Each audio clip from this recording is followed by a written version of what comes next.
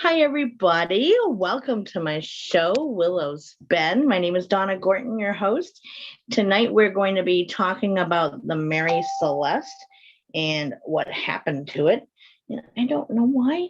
I shut off notifications on my phone every time, and I shut off everything, really, like all settings, and it still dings. Go figure. Anyhow, so for those who might be new to me tonight for watching, I do follow the chat in my Facebook group, the Willows Bend. Anybody is welcome to join. It's an open spiritual group. No disrespect of any beliefs are tolerated whatsoever. So no nonsense, no drama. It's just, each person is encouraged to follow their own growth of their own path, and that's it. And are supported through that in any way I can help with that growth. So with that said, if you see me looking off to the side, it is because I am responding to my members' chat who they just find it easier to watch me from my group. So that's where I go. So I'm just going to say hey to everybody so they know I see them. And then we'll give it a minute for everybody to meander in and get started. There we go. Okay. Hi, guys. And before we get rocking, my group likes me to do kind of a sage blessing / protection thing for everybody who's watching out there. So I do that. And it does seem to work. Nobody has gotten seriously ill, injured, or harmed by anything or ill intent of any kind. So, hey, it can't hurt, right? Hey, beautiful Tanya, how are you? Lovey and Sandy.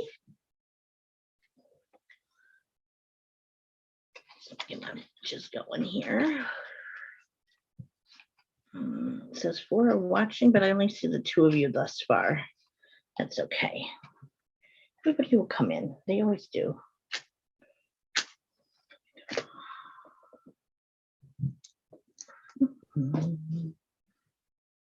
Fire it up. All right. So with this sage, I cast a circle of protection around anyone who is in the group watching or watching anywhere, YouTube, on any social platform during the live or the replay. May this protection also follow them into their private lives to keep them safe from any harm, injury, or ill intent of any kind. So I will it, so mote it be. And sage down the puppy. I don't know where, oh, she's back there. Okay. Give the cat a little wafting too. Can't hurt, right? And hey, Miss Kim, how are you, beautiful lady? And the stones, well, energies except for their own, so they work with mine. There we go, guys. So I will it, so would it be? My glasses so I can actually read chat a little bit easier there. Yes, please like and share. It's appreciated. And I know it's limited anymore where you can share stuff out to, but if you can, please do. It's appreciated, of course. So how is everybody? How is your weekend? Hey, Sandy too. How are you?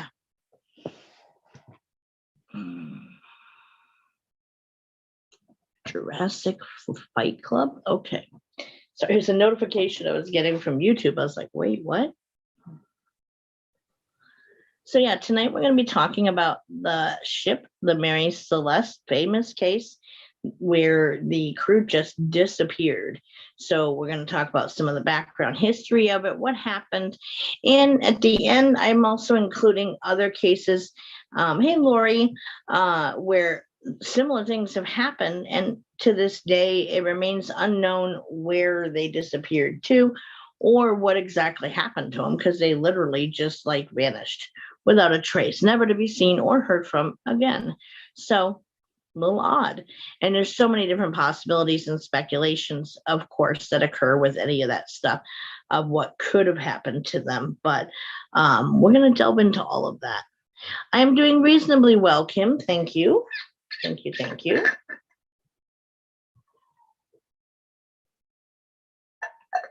So within the group for the show reminder for today, for anybody who saw it, I did post a painting that was done of the Mary Celeste, or what it was thought to be of the Mary Celeste. There wasn't, of course, photography was still in its early days back then, so it wasn't common to have pictures of things like that, but that was a painting that had been done. And even if it wasn't exactly the Mary Celeste, she looked like that. The boat looked like that. Oh, sorry, ship looked like that. My bad. So at any rate, it gives you an idea that, this is a large ship. It was a cargo ship. So, all right, so let's jump into it then. So what is the Mary Celeste? It was a huge ship, absolutely.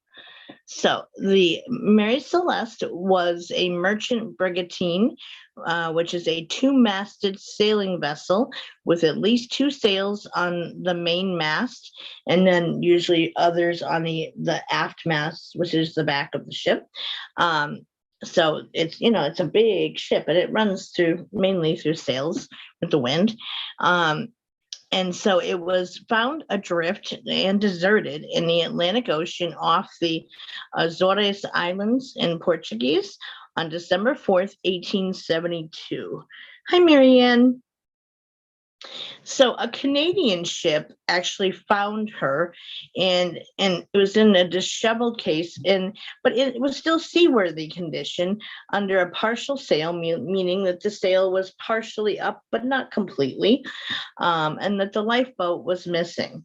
So the last entry that was found in the captain's log, because they would keep kind of a journal each day of what was happening, any progress, any problems, their ending latitude and longitude for the end of the day, kind of charting their progress on their journey of wherever they were heading. And so the last journal entry made by the captain was dated 10 days earlier, prior to the date it got found. So it was still aptly provisioned and had departed New York City for Genoa, Italy on November 7th. So it hadn't even been on sailing for a full month before she got found. So if the last entry was made 10 days before she was found, it was found December 4th. So that would have put it in, just before around Thanksgiving time, give or take.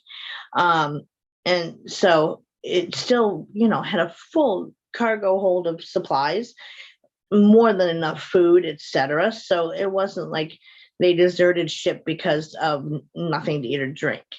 So the ship was carrying a cargo of denatured alcohol.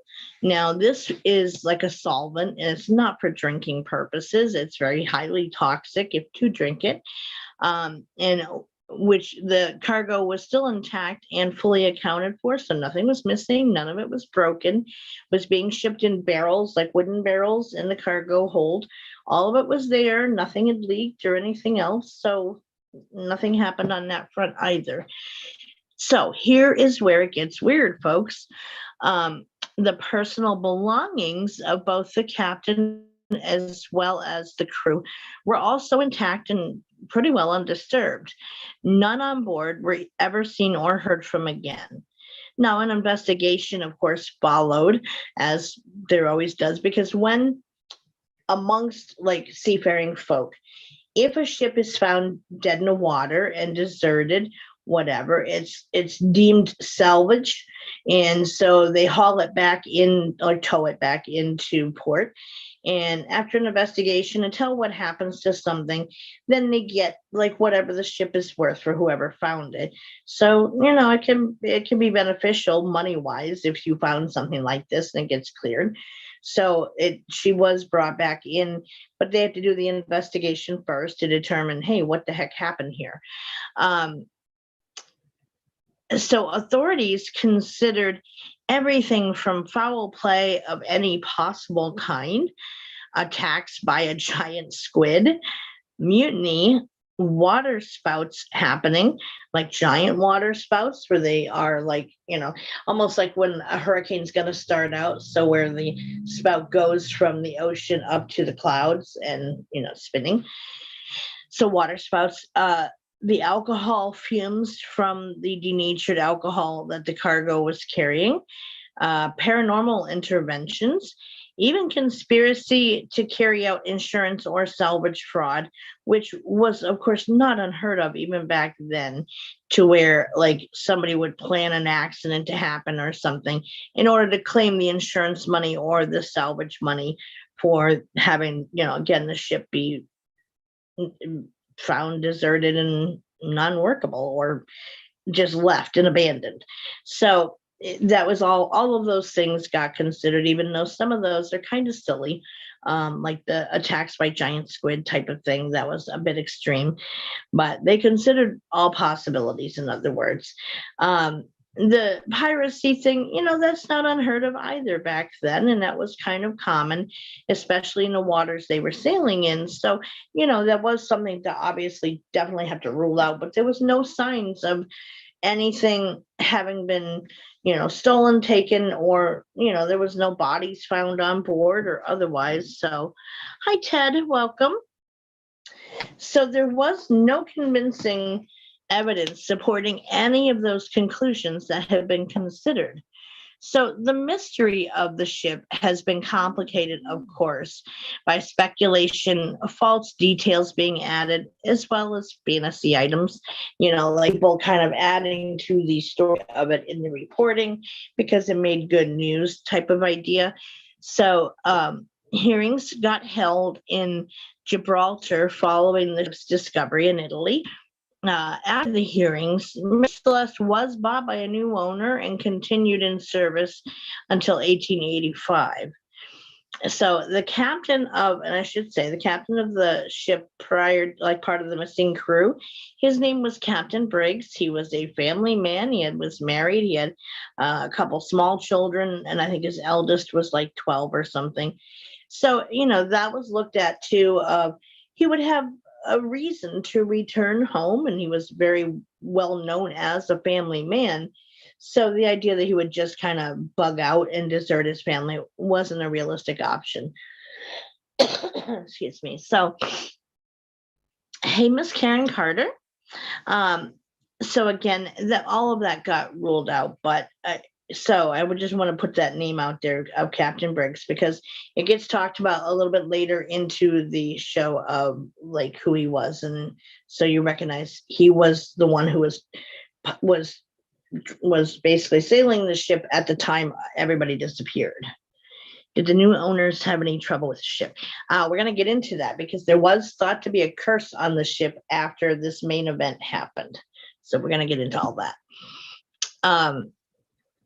So her captain then the captain who followed deliberately did try to wreck it off the coast of Haiti as an insurance fraud scheme, which again, we're going to get into.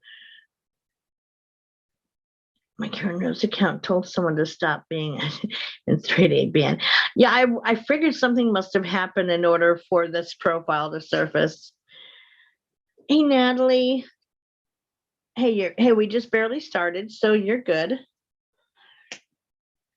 So throughout the intervening years, the name Mary Celeste and the story of her crew missing has been, the missing men of the crew has been retold many, many times, from everything from plays to documentaries, books, films. The name Mary Celeste has kind of almost become synonymous with unsolved mysteries. It was the first time that something like that really became like mainstream media news, and for unexplained desertion. Now, again, like I said, there are other cases on the record of just equally odd disappearances of everybody on board, which we're going to get into by the end of the show. But for now, let's continue on the history of it. So even the famous Sherlock Holmes author, Arthur Conan Doyle, wrote a short story about the mystery, but he changed the ship's name to Marie Celeste, which many people now mistakenly call it that in modern day.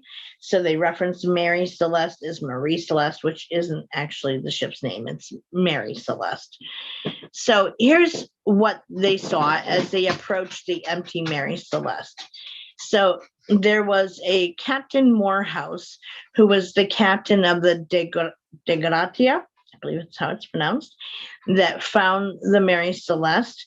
And they noticed that the ship was moving erratically and they couldn't see anyone on deck, which is highly unusual because usually you'd be, having people working on the deck, keeping things running smoothly, manning the sails and the tiller, which kind of directs the ship's direction, and making sure the ropes and everything else are tied down, whatever, crew stuff does. So they knew something was wrong. Two of Captain Morehouse's crew were sent aboard Mary Celeste to see what was going on. So here's what they saw.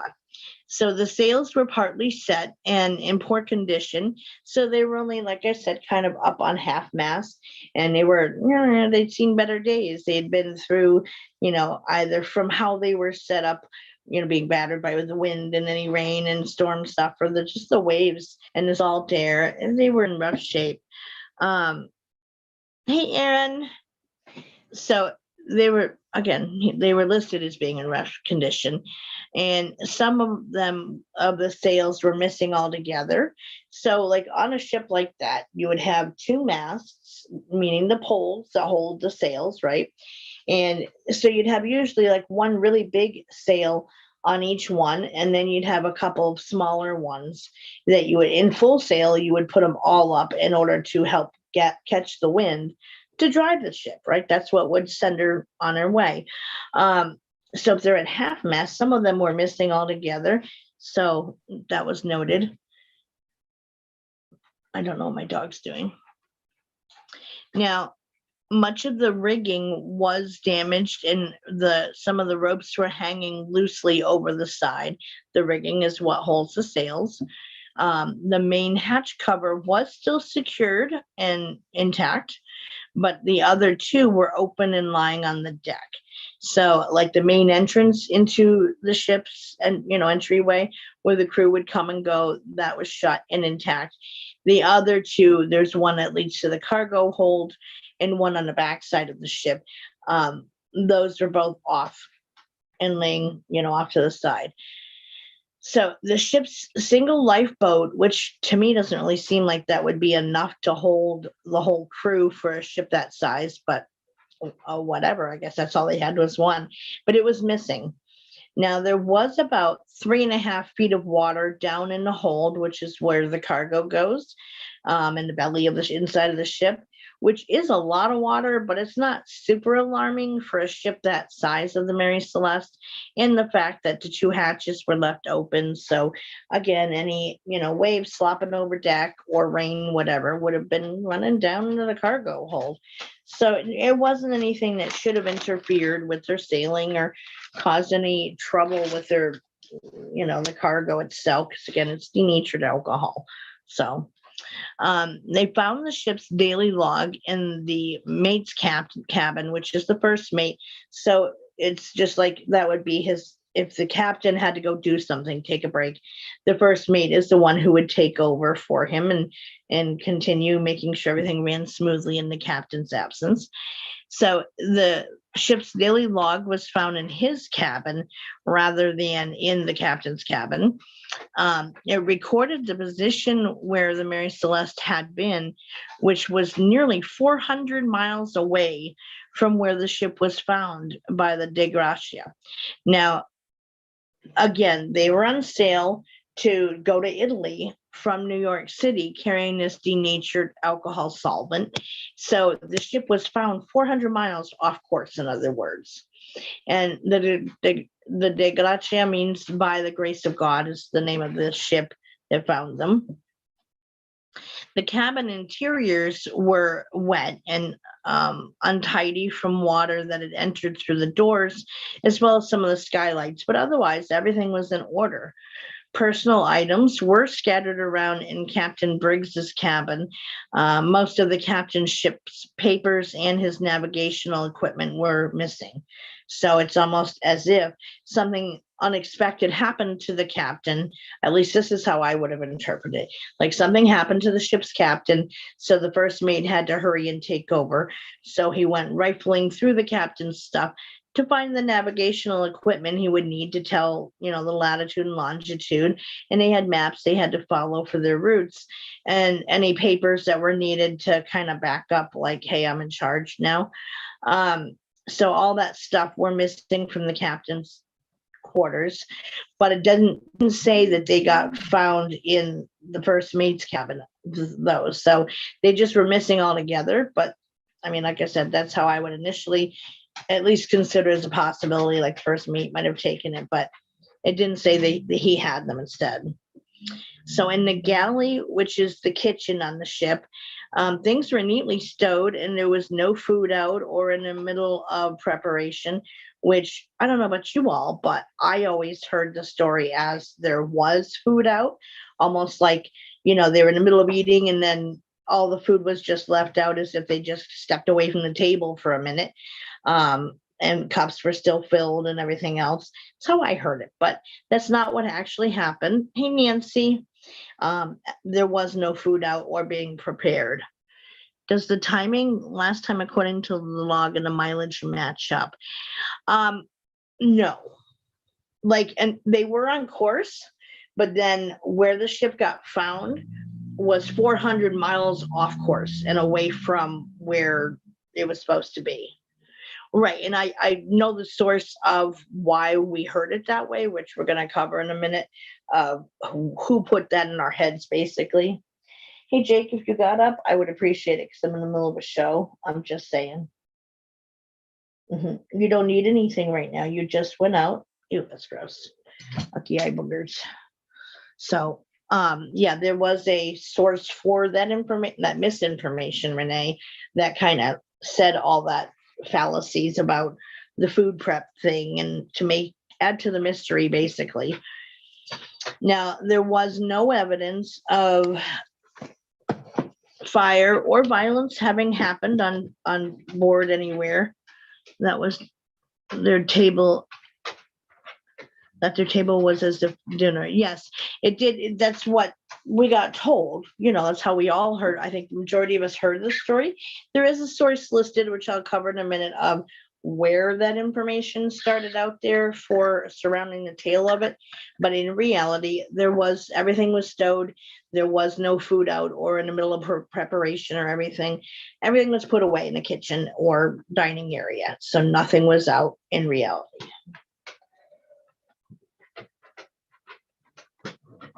So that was just adding to a tall tale, essentially, for interest's sake, I guess. So yes, they were found 400 miles away from their course that they had set to get to Italy from New York City. And it was the ship was first. That's why they took notice of it. It was moving erratically. Nobody was piloting it, so it was just kind of going wherever. So, evidence does point to an orderly departure via the lifeboat. Like, there was no other signs like anything else happened on board, in other words. I think this story is new to me. At least I don't know if I heard it before and just forgot about it, but it sounds very interesting. It is very interesting, Ted. Like I said, there have been many others that have happened like this, where entire crews have just disappeared without a trace, never to be seen or heard from again. But this is the most famous case out there. And yes, he's pacing and stuff, Aaron. I don't know what his issue is. He went out literally right before I got on air. So he's set. He doesn't need anything.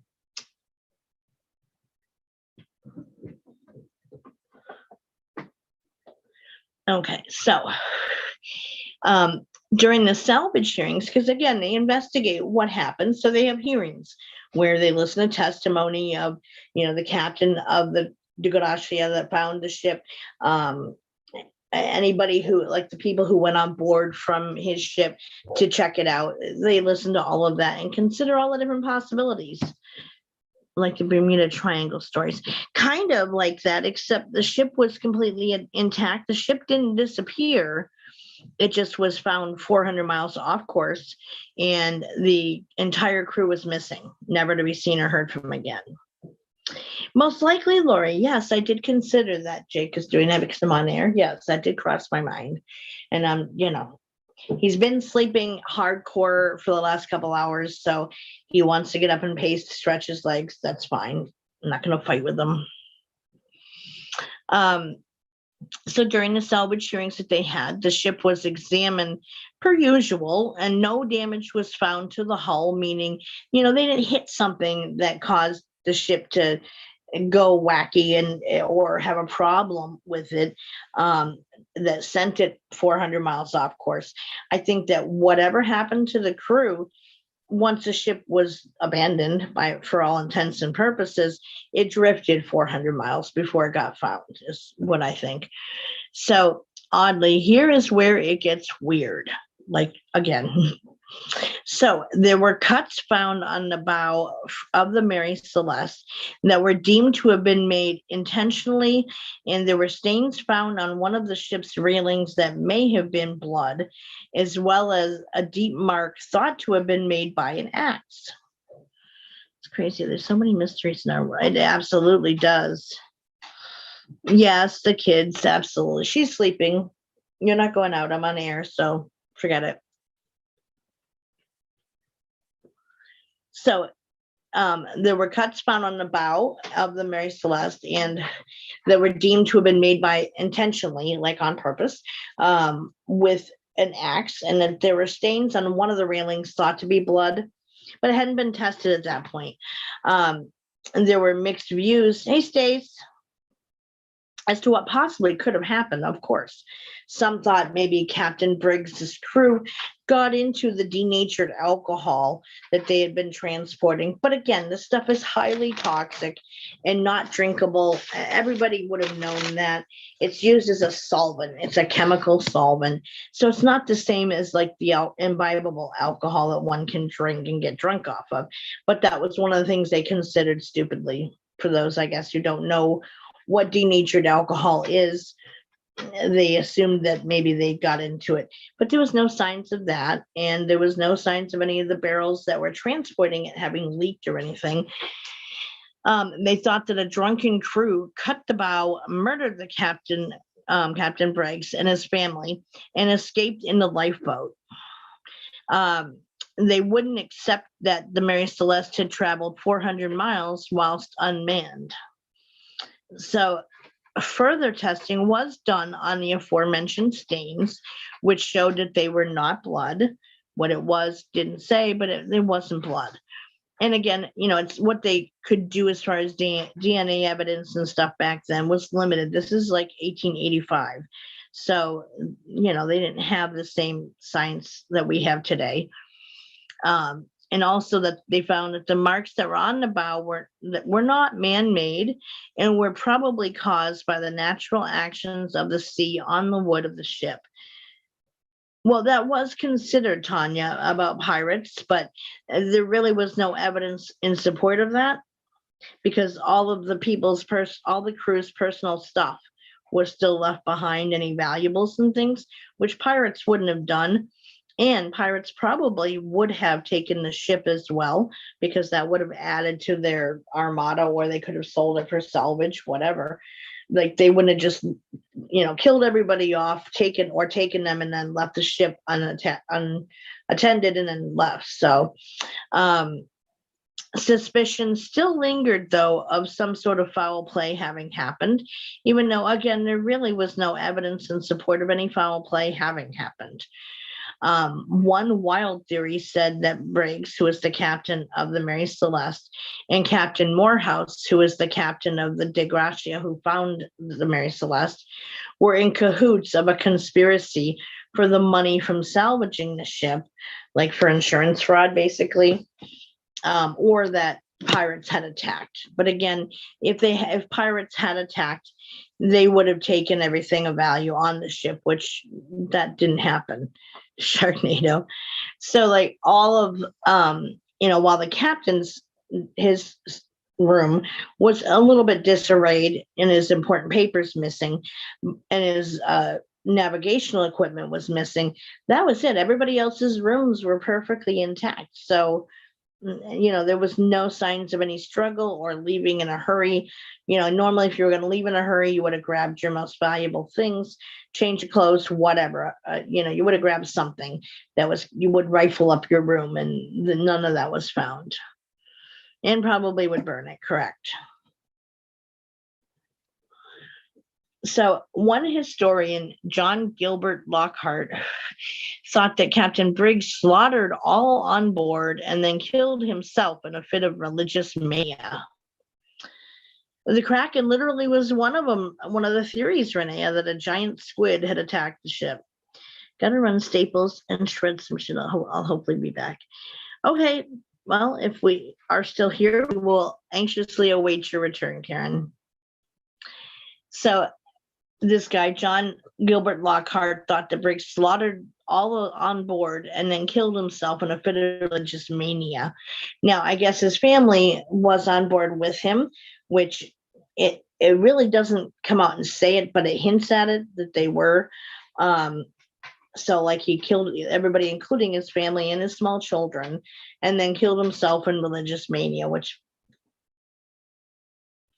he later spoke to Captain Briggs' descendants and did apologize and withdrew his theory in a later edition of the book he wrote initially, stating that as a theory. So he did, he atoned for it and removed it and realized just how ridiculous that was. So other commenters and theories abounded. How can one squid kill and eat all? Well, exactly.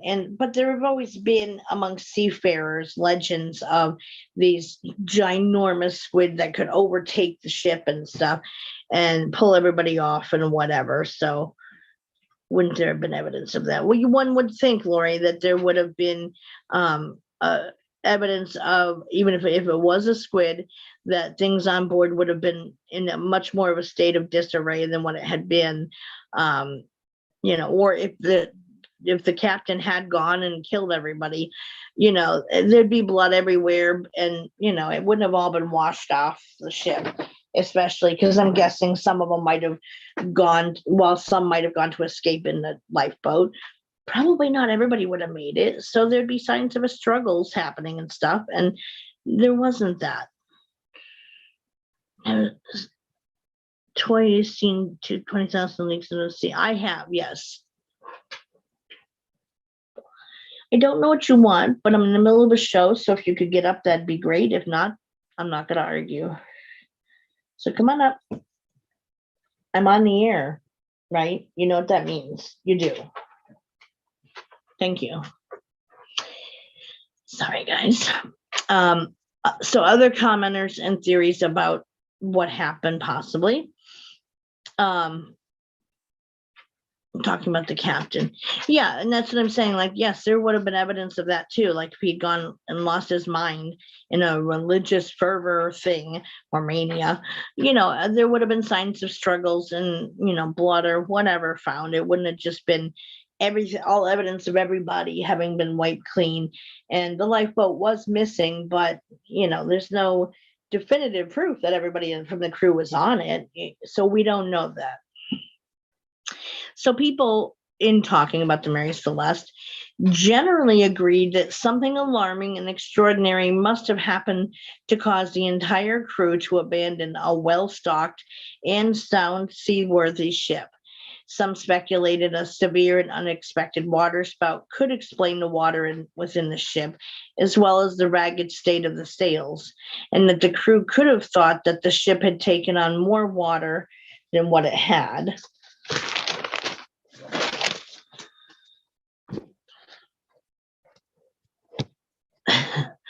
So it and felt that it was in danger of sinking. But again, the 3.5 feet that were down there, whilst it would have been like, oh no, we got to do something about it, it wasn't like completely unexpected, considering the hatch doors were left off. And so, it wasn't like in danger of sinking the ship to have 3.5 feet of water to hold. So others thought that maybe a displaced iceberg or a sea quake could have happened, that, but there was no damage done to the hull of the ship, which is the bottom of the ship. And there was no damage done to it to say that they hit anything, that caused any issues whatsoever. A sea quake is the equivalent of like an earthquake. The more you keep sharing, the more I keep realizing that I've heard of the story, just forgot about it.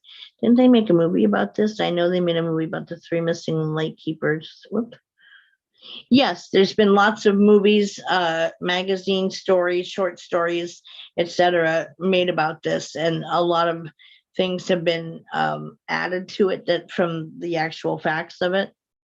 Unless he was like that guy in Waco, Texas, convinced him to commit suicide. Well, but again, wouldn't there be some signs of that left behind of how they would have committed suicide and or bodies found, etc.? But again, the lifeboat was missing, but we don't know for sure anybody was on it. Did something happen where it was just cut loose and that's it? Or part of the crew escaped? Like, we don't know. But the flapping Krishna girls I've loved on a night like this, the moon above, a wheel of a tale, and it's all true, I swear by my tattoo.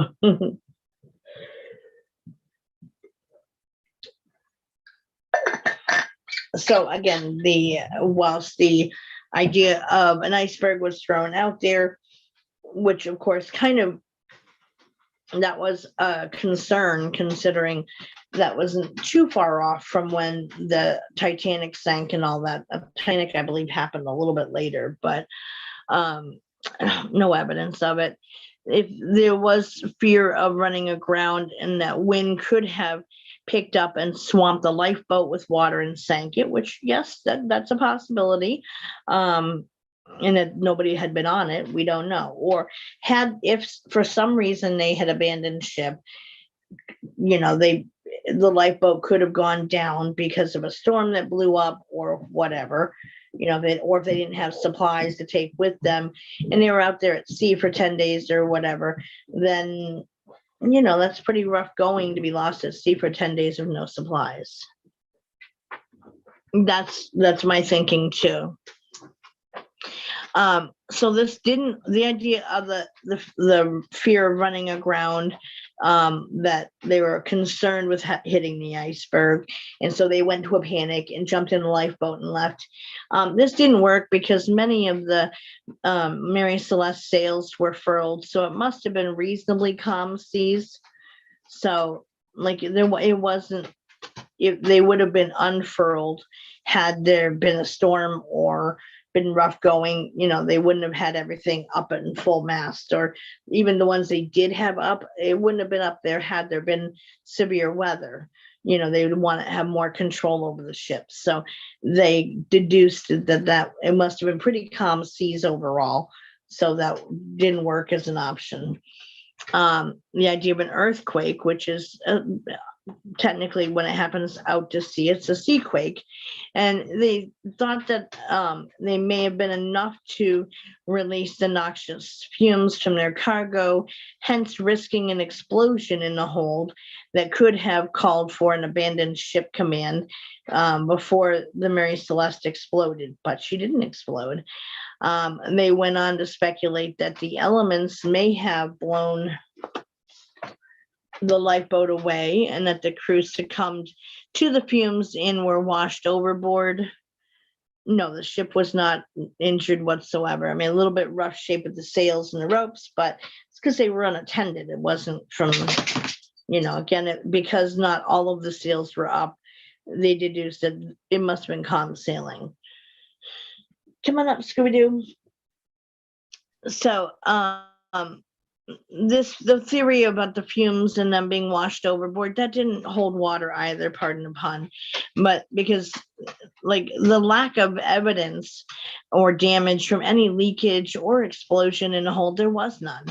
The cargo was all intact upon the discovery of the Mary Celeste. So there went that as a easy peasy solution of an idea. So get this. So then in 2006, an experiment was conducted for the Channel 5 TV by Andreas Sella of the University of London. The results of which kind of help revive the explosion theory as a possibility. So Sella built a model of the hold of, that held the cargo with paper cartons representing the barrels of the denatured alcohol. using butane gas. He created an explosion that caused a blast and a ball of flame, but unexpectedly, there was no fire damage done to the replica of the hold. Over during the wave, maybe. Yeah, like I said, we don't know. So this experiment did cause a blast, and there was a big ball of flame, but there was no signs of fire damage in the aftermath of the experiment on the replica. So it kind of revived the whole explosion possibility thing has happened. And I quote, "What we created was a pressure wave type of explosion. There was a spectacular wave of flame, but behind it was relatively cool air. No soot was left behind, and there was no burning or scorching," end quote. So this mass flame, it's almost like a flash burn type of thing where this massive flame goes through, but because cool air came behind and put it out, there was no, soot found from like fire damage. So that kind of, said, hey, here's a possibility. You want to get up, please, so you stop interrupting my show with your clack, clack, clack of your nails on the wood floor? Super. Come on up. I can't take you out. I'm in the middle of my show. Get up. You already went out. Get up or don't. So here's where like fact and fiction began blending together. So in the decades following the Mary Celeste being found and the whole investigation and the hearings for the salvage stuff went on, I mean, hard to believe all the people would have disappeared due to that type of explosion. Correct. I say the same thing. Like there is no valid explanation that's been offered or thought about that makes sense or explains all of it, all the facts. Come on up. So in the decades that followed, fact and fiction tended to intertwine. And remember how I said a few minutes ago that we would find out where we learned where that food was left out, and like they just got a little dinner and walked away. Here's where it came from. So the Los Angeles Times retold the Mary Celeste story in June of 1883, and they had a whole lot of invented details. They reported that every sail had been set, and that the tiller, which is what steers them, was lashed tight, meaning that it would have kept them on a set course if it had been lashed, which it didn't. They were found 400 miles off course. So obviously that wasn't true.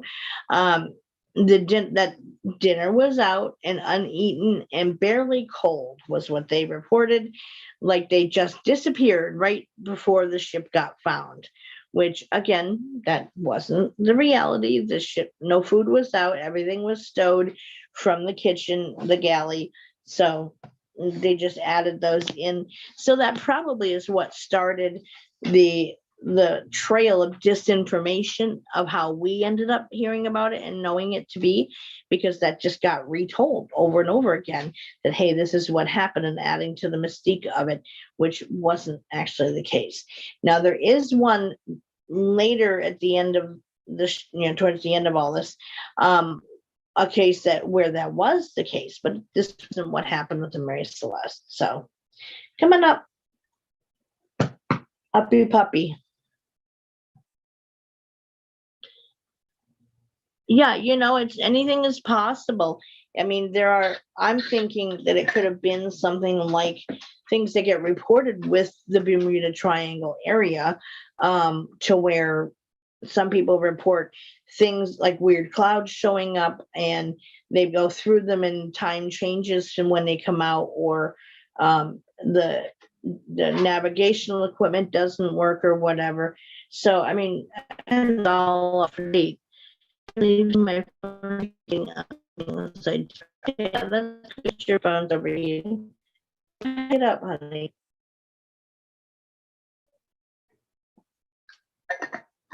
Or don't, whichever. So other Oh, that they also said that the log was written right up to the discovery of the ship, meaning that there was no like 10-day lag between the last entry and when she got found, which that was what happened. Is there was like 10-day difference between the last entry and when it got found. They reported like the last entry happened right up before they got found. And same thing with the food, like it was still hot, like it just happened. And that wasn't the case. Other inaccuracies reported, including that the first mate was named Briggs, not the captain, which was wrong. Also, that they were carrying live chickens. Babak? Where would that have benefited the story or the legend at all? I don't know. Yeah, they were. There were other various magazine articles that offered alleged firsthand accounts by survivors or alleged survivors of the crew that happened to come magically to light several years after the fact.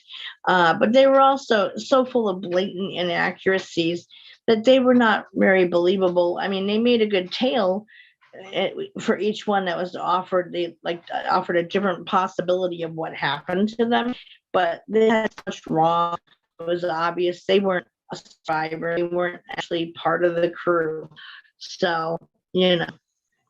The British Journal of Astrology described the Mary Celeste story as a, quote, mystical experience, connecting it with other great mysteries of our time, including the Great Pyramids of Giza, Atlantis, and the Bermuda Triangle.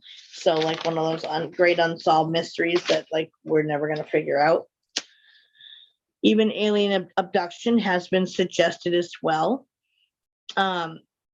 Now here's where, like I mentioned before, like there was like a curse that came to be associated with it. Okay, so we're going to start down this trail now. And since my dog isn't coming, I'm getting my leg up because my knee hurts. So the unpopular ship. After the Gibraltar hearings, the Mary Celeste continued to go on to lose money to become almost a bad luck beacon, is what it got called. Well, if they had chickens, at least they had something to eat. Yeah, no, like they'd only been sailing for like 10 days when all this went down. So they were still quite well stocked on provisions and everything. So I found it odd that they would add chickens to the cargo with the chokehold. Out of all things to choose, makeup that they were carrying in addition to cargo, why chickens? I'm not sure on that one, but I don't write the stuff. I just report it.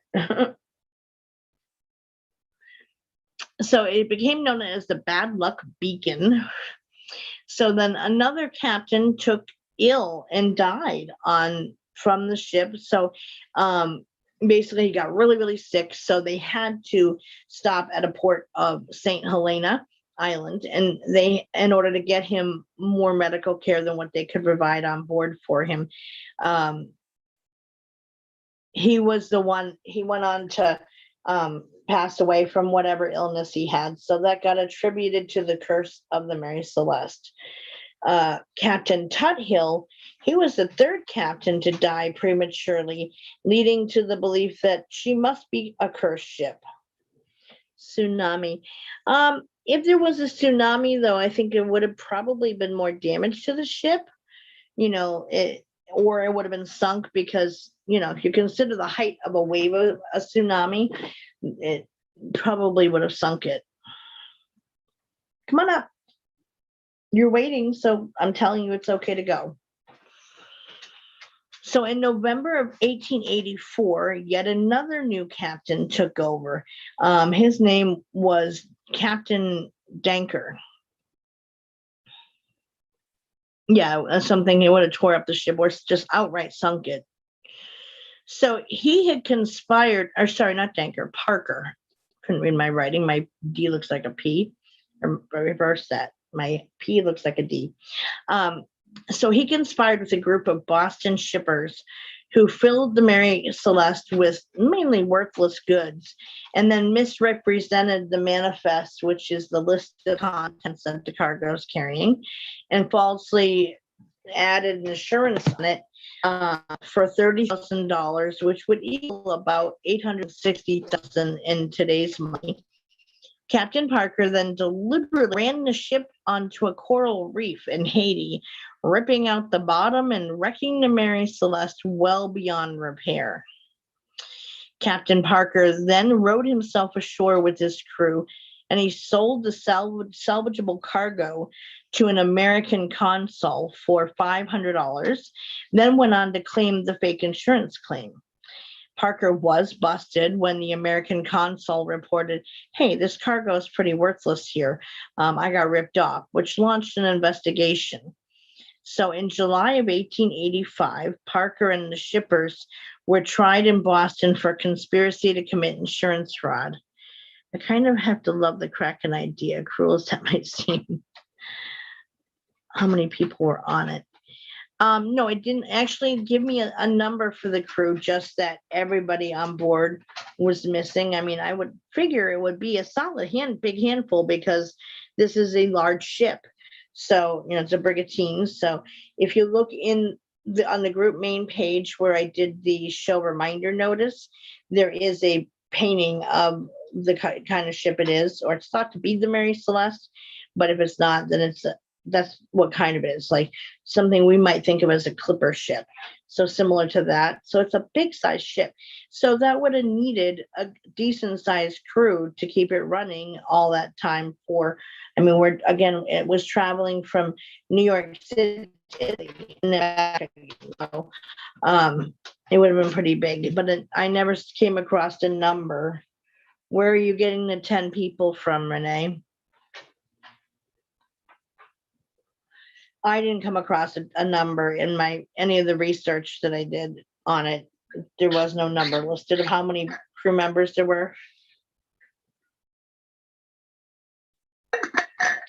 So Captain Parker got busted. Google. Yeah, none of my research turned up a number on it. So who knows? I don't know if that's accurate or not, but anyway.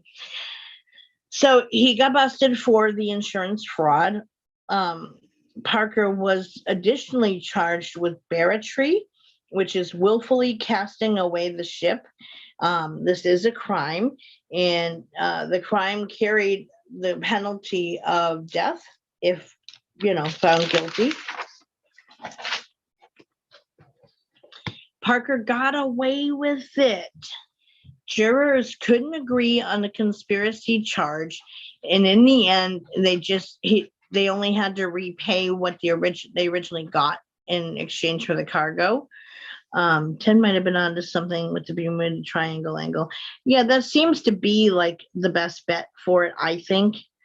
Yeah, and none of my research turned up a number. So again, I don't know if that's accurate or not. I know that, it would have been more than 3 family, because he had a wife and 3 children plus himself for Captain Briggs. So there was 4 family members himself. Come on up. While you're waiting for an invitation, I can engrave one quick for you. Get up or down, your choice.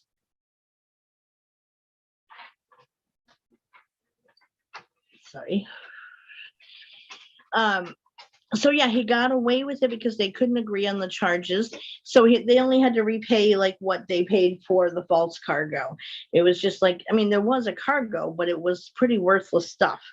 And they claimed it was worth $30,000 back then, is what they insured it for, which would have been the equivalent of $860,000 in today's money. So back then that was a fair amount of money. Yeah, I read the 12-year-old and a 2-year-old, and he had a son as well and a wife. So I don't know, but regardless. Hey, Brenda. So the barratry charge of intentionally, trashing the ship, it was deferred, and he was allowed to go free. Of course, his professional career was ruined, and he died in poverty 3 months later, which was again attributed to the curse of the Mary Celeste. One of his co-conspirators, quote, went mad, and another committed suicide. So again, attributed to the curse. Come on up. Come on. So a member of the court observed that, quote, if the court of man could not punish these men, ... the curse that had deviled the ship since her first skipper, Robert McKellen, had died on her maiden voyage, could reach beyond the vessel's watery grave and exact its own terrible retribution, end quote. In August of 2001, a marine archaeologist and author, Clive Cussler, announced that they did find the remains of the ship embedded in the reef that Captain Parker had crashed her into in Haiti. So there was only a few pieces of timber left and of metal artifacts that could be salvaged, but it was proven to be from the Mary Celeste. So other cases of deserted ships have been reported, though none as famous as the Mary Celeste. These I've not heard of, but no less, they did happen. So on October of 1955, a 70-ton motor vessel called the MV Joyita disappeared in the South Pacific with 25 people on board. It was found a month later, deserted and drifting 600 miles from its route, and none were seen or heard from again. And those are the only details it offered about that. Way back in 1750, so this is before the Mary Celeste happened by close to 100 years, there was a ship called the Seabird, and it was one of the earliest recorded cases of this happening. But again, it was now we're going to be moving closer to when recorded history started being a thing. So could it have happened prior to that? Absolutely. Would it have been recorded? Probably not, because more people were illiterate back then. So the Seabird was a 300-ton merchant back home to its home port of Newport, Rhode Island. The very morning of scheduled arrival, it was spotted drifting off the Rhode Island coast before running aground on Easton Beach. Thinking taking a cruise is not a good idea. Yeah, maybe. Will you get up, please? Go ahead. Go ahead. I'm doing my show. Get up or don't, but stop distracting. So it finally ended up running aground on Easton Beach. The Seabird was well within sight of land. Weather was calm, and the ship was in good working condition and nearly home. Oddly, there was a cat and dog found aboard, and they were both healthy and well fed, but they were the only ones found aboard. There was no crew. Yeah, he's still down there, Darren, just pacing. Nothing has changed in the time it took you to walk those 5 steps, turn around and come back. I swear. It is identical to the situation you left. Nothing has moved. Nothing is in your way except yourself. Get up or don't. So this cat and dog got found on this ship, but there was no crew found. They were missing. She was adrift. So same thing. Although it was weird that the animals were found, but they were in good shape. Like they weren't, starving or neglected. They were well fed and in great shape.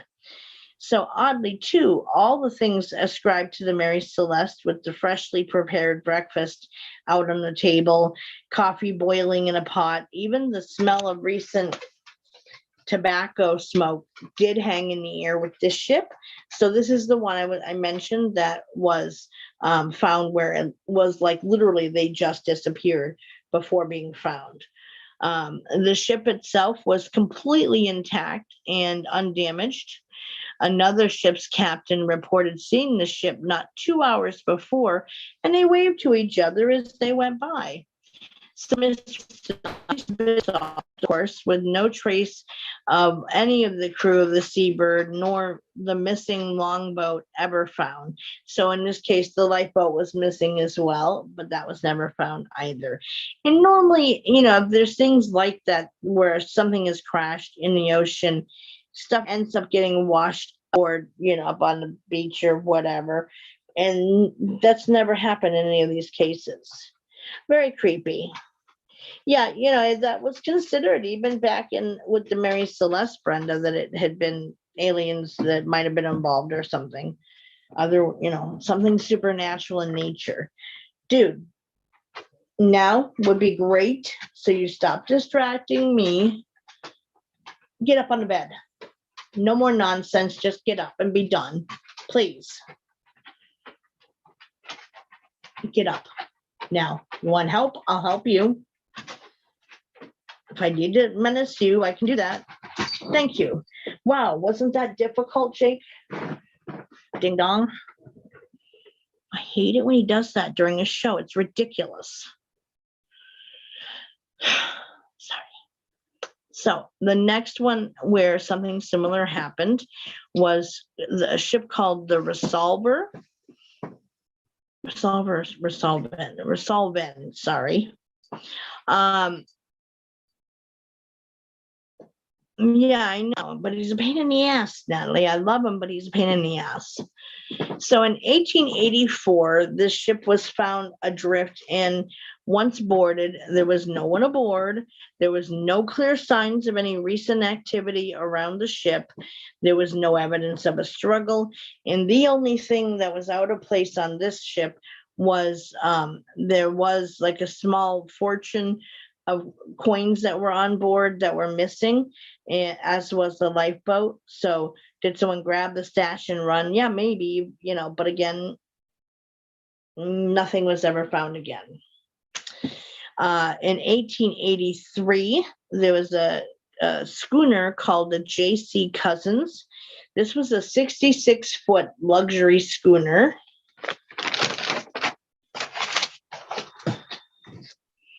That was refitted as a pilot boat that guided boats around the treacherous sandbars of the Columbia River. That CIA because the coin stash was missing, or the crew abandoned whoever the coins belonged to, the captain perhaps. Take it with them, upon departing. Maybe. We don't know. They're just gone. And again, none of these ships were like out of supplies, or there wasn't damage to the ship that would warrant them just up and disappearing. So that was where it makes it weird, is because there's no sign of why they would have abandoned ship. So this ship was refitted as a pilot boat that guided boats around the treacherous sandbars of the Columbia River. And it had dropped anchor in an area that was kind of, was used to kind of help so it was kind of like a waiting area, if you will, to help other vehicles, other ships that might have gotten in trouble. So it was almost like a cab waiting to be called for help. It was this area that was set aside where they would just kind of hang out, and if somebody needed help, then they would go out and get them and leave around. Otherwise, so the anchor was off this area, and all of a sudden, later in the afternoon, it was seen behaving strangely by a tugboat. So the tugboat saw it acting strangely. The boat was moving. The movements of the boat was really odd, kind of like that was on its the tugboat thought that it was going on its way to help somebody who was in trouble, which nobody was visible in need of help. The J.C. Cousins was heading through some dangerous breakers out to the open sea. Then it headed back toward the start of its starting point, and then back out again to sea. Very erratic movements, just seemed to kind of go back and forth unnecessarily. Pirates could be a factor. If they outnumbered the crew, they could have taken them on their own vessel and killed them off there. Perhaps. But again, there's no signs of a struggle or anything, which one would think if pirates jumped on board menacing your life, that there would be some sign of a struggle. There really wasn't any. So this JC Cuz was seen heading into water and then back in again and back out again and back in again. But there was nobody out there in need of help. No reason to justify it for going out there and back again. It was just behaving very erratically. And then it seemed to get stuck in this continuous loop of back and forth until nightfall. So from afternoon until nightfall, it was just seen going back and forth erratically with no rhyme or reason behind it. It wasn't being needed for helping somebody. Morning came and it was still at it, going back and forth randomly. There were groups of people that had been watching and wondering what it was doing. It finally ran adrift, ran aground about 1 p.m. There was concern as no crew came exiting the ship. Very bizarre. Finally, the ship hurted, and they found no one. No paperwork and vessels were missing, but no one saw them bail out as it was in plain sight the entire time. But if you are outnumbered and not used to fighting, they might have gone willingly, hoping it was the right move. Perhaps. Again, we don't know because there was no evidence of any particular cause found to say or pointing towards or even nudging towards a specific thing having happened.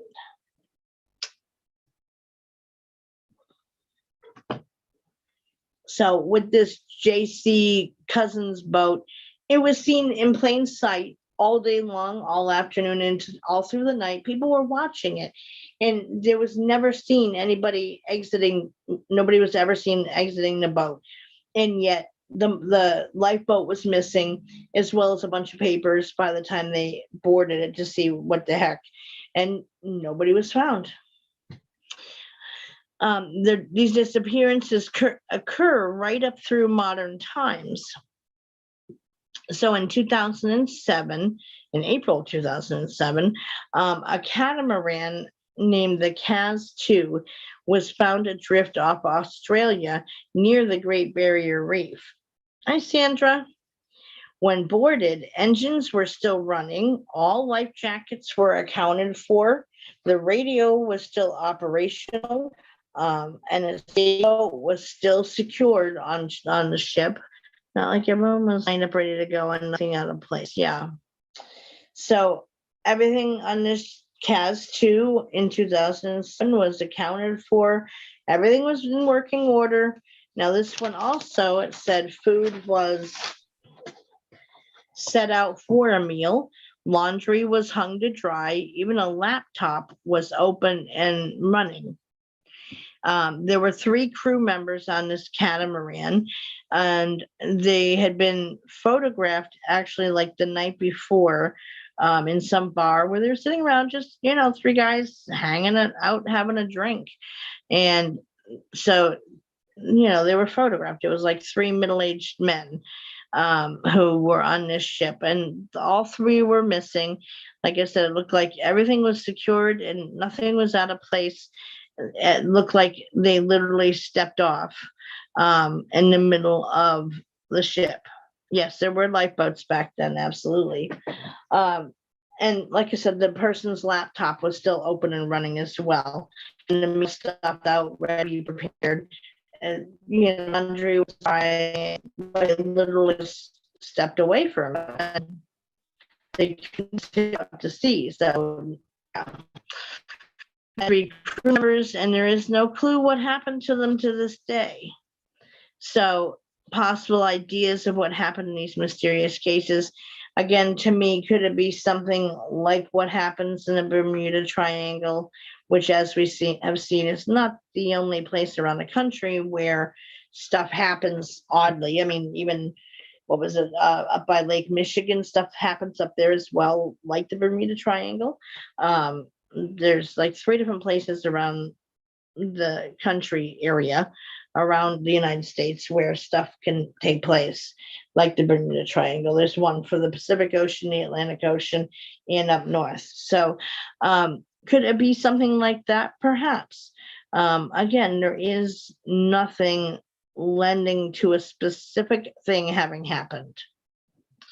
Have you ever seen and then there were none? A crafty person could have picked off the crew and stolen the coins, just saying, since the lifeboat was gone. I haven't seen that, no. Alaska, yeah. Yep. So could something like that that impacted stuff, perhaps. It's rare, though, for people just to go missing in the Bermuda Triangle areas. Usually, like an entire vessel will go missing, not just the people. So in this way, it is unique, but it's not limited to just the Pacific Ocean only, because there were a couple cases from the Pacific Ocean and Atlantic Ocean combined. So it's both sides here. It's not just one or the other. And again, in each case, the people had gone without a trace, never to be seen or heard from again. So it's all speculation. It's classic. Yeah, no, I'll look it up. So there you have it. That is the fateful story of the Mary Celeste and what happened to her, and or the subsequent curse of the Mary Celeste, if you want to look at it that way. Apparently the courts did. Yeah. And maybe that's even why people let the guy off, who the Captain Parker, who ran onto the coral reef. Was it maybe he was doing a favor, or they couldn't really kind of like determine whether he did something really wrong, or how bad is it because he ended the curse or whatever. I mean, who knows? Thank you, Erin. Thank you, Sandy. So the next Willow spend is August 2nd, and going into August already next week, 8 p.m. Eastern time as always. So we only have 2 topics left on board because you told me don't put on anything new yet, so I did not.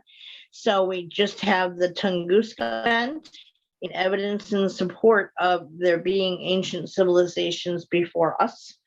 Let's not be looking at just one particular site as we have in the past, but kind of all of the evidence as a whole in support of it. There is a triangle across the ocean from the Bermuda Triangle where ships and people go missing. Well, there's like the Dragon's Triangle, and there is trying to think. I believe that's in the Pacific Ocean, and then there was another one we discussed during the last show that's up by in Michigan area, that's Lake Michigan, where stuff like that goes missing. But again, it's always been the whole vessel goes missing, not just the people on it. So in that way, it is odd and unsolved to this day. So the Tunguska event, which was in Russia, to where it looked like a huge meteor had crashed into the Russian forest land, but there's no impact crater, no nothing saying it was a meteor, and to this day nothing kind of goes right there still. Or evidence in support of ancient civilizations. And after this, if you'd like me to put more on, I can vote on, but that's what we're going to do right now.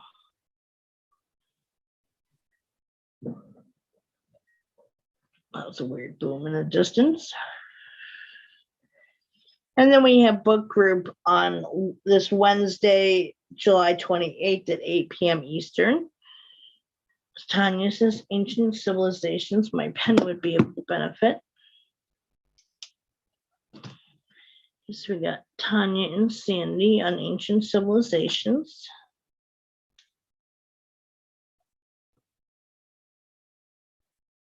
Ancient civilizations, says Brenda. Ancient civilizations, says Sandy. Kind of breaking up, but I'd like to vote for the first one, the Tunguska event. Okay, gotcha, Natalie. Ancient civilization, says Marianne. Tunguska, says Nancy. No, you actually spelled it correct. Yeah, you.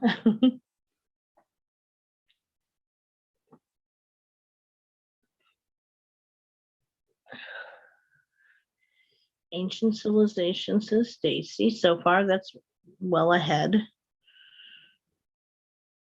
So there's 5, 6, 7, 8.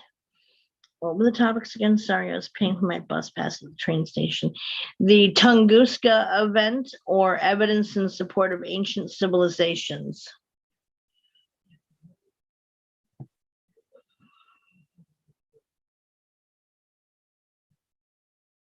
Doesn't everyone pay for a bus at the train?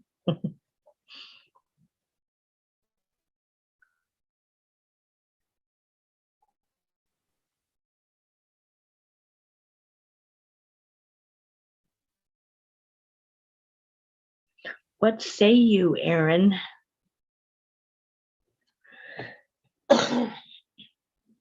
Ancient civilizations. So that's 7, 8, 9, and we got 13 people here. So anybody else care to vote for this week? Or if you have another topic you want to throw on the list, we can. Like I said, after this week, I will add more to it, you know, whatever they may be. Oftentimes I will come across something in my research for the existing show topic. I come across something else that leads me in another direction. It's like, oh, that sounds like that could be interesting. I'm on a shuffle bus because of construction. Okay. Still kind of odd to pay for a bus pass at a train station though, but hey, if you can, cool. Donna, you look beautiful tonight. The lip color and the shirt color really suits you. Thank you very much. That's very kind of you. Yeah, I was kind of playing around with the makeup thing a little bit, and what I first tried did not work. Something I'd seen last night in some in passing video, it was wrong. Sorry, I had to turn off the phone. Okay, so what's your vote, Lori? The Tunguska event or the evidence in support of ancient civilizations?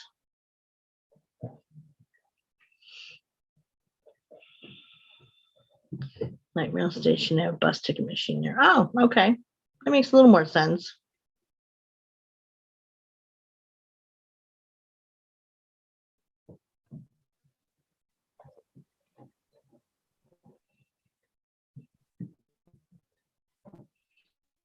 It's actually different colors put together. I make my own.